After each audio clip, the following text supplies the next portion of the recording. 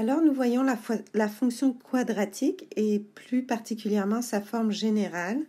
La forme générale de la fonction quadratique est y est égal à ax2 plus bx plus c en prenant en compte que a est différent de 0 parce que qu'est-ce qui se passe si a égale 0? En fait, tu obtiens une droite.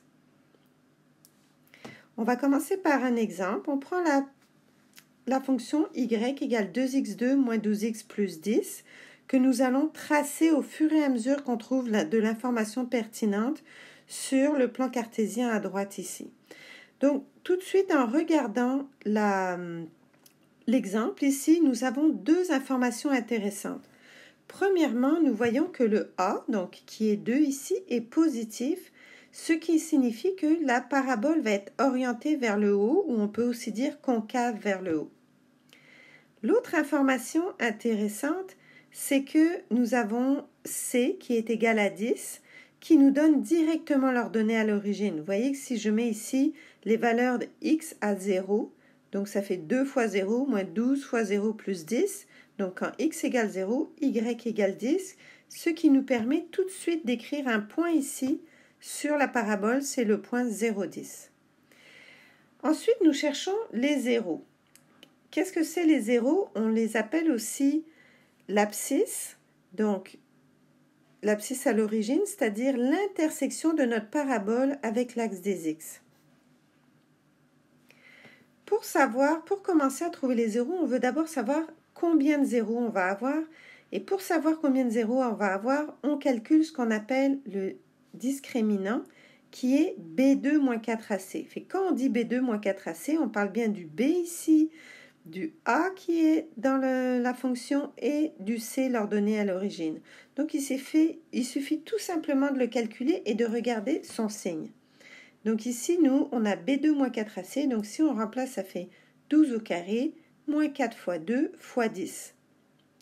Ce qui nous donne 64, ce qui est positif pour nous. Quand le delta ou le discriminant est positif, ça signifie qu'on a deux racines, donc notre parabole va croiser l'axe des x deux fois. Si on avait eu un delta égale 0, ça aurait signifié qu'on n'avait qu'une racine, donc notre parabole aurait simplement touché à un point l'axe des x, et si on avait eu un delta négatif, cela aurait signifié que la parabole ne touche tout simplement pas l'axe des x. Maintenant, on veut trouver les racines, c'est-à-dire on sait qu'on va croiser deux fois l'axe des x, mais où exactement? Donc pour le trouver, on fait ce qu'on appelle l'équation quadratique qui nous donne les deux valeurs de x. Donc x est égal à moins b plus ou moins le delta qu'on vient de calculer divisé par 2a.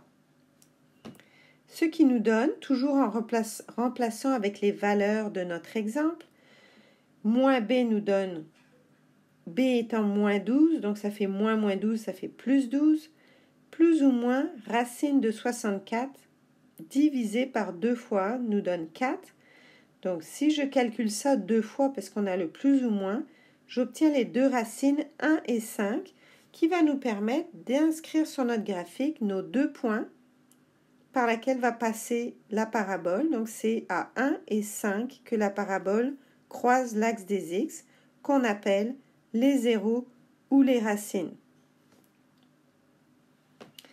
Il nous manque à trouver le sommet. Alors, comment on trouve le sommet à partir de la forme générale de la parabole?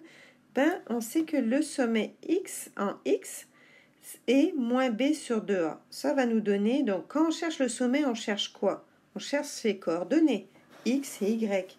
Donc, on sait que les coordonnées en x d'une parabole, c'est moins b sur 2a quand nous l'avons sous la forme générale. Donc on va calculer tout simplement moins b sur 2a, moins 12 sur 4, ça nous donne 3. Donc on a le x du sommet. Maintenant pour chercher en y, c'est-à-dire l'ordonnée du sommet, nous faisons tout simplement f de x. On sait que l'équation de la parabole représente tous les points de la parabole. Donc, quand x égale 3, il suffit tout simplement de remplacer.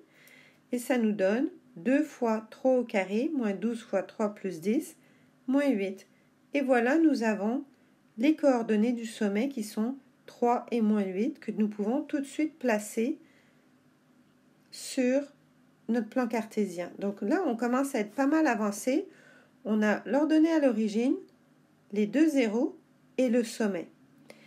Le sommet nous donne aussi une autre information. Nous savons qu'une parabole, la parabole va être symétrique et nous savons que le sommet en x nous donne l'équation de l'axe de symétrie. C'est-à-dire que la parabole va être symétrique par rapport à l'axe x égale 3. Et on le voit bien ici avec les zéros. En fait, si on avait trouvé le premier zéro et le sommet, on aurait pu tout de suite voir que de 1 à 3, j'ai 2. Donc l'autre zéro aurait été automatiquement 3 plus 2 donne 5. Donc on voit bien la symétrie ici par rapport au sommet. On peut faire la même chose avec le point ici. L'ordonnée à l'origine, on a 0, 10. Donc de 0 à 3, on a 3 évidemment. Donc on va avoir un autre point en face à 10 en Y qui va être 6. Donc on va avoir le point ici 6, 10 qu'on trouve grâce à la symétrie de la parabole. Donc maintenant on a assez d'informations pour tracer une très belle esquisse de notre parabole. On va commencer par la branche de gauche, puis la branche de droite. On n'oublie pas qu'on savait dès le début, comme A était positif, que notre parabole allait être orientée vers le haut. Et voilà.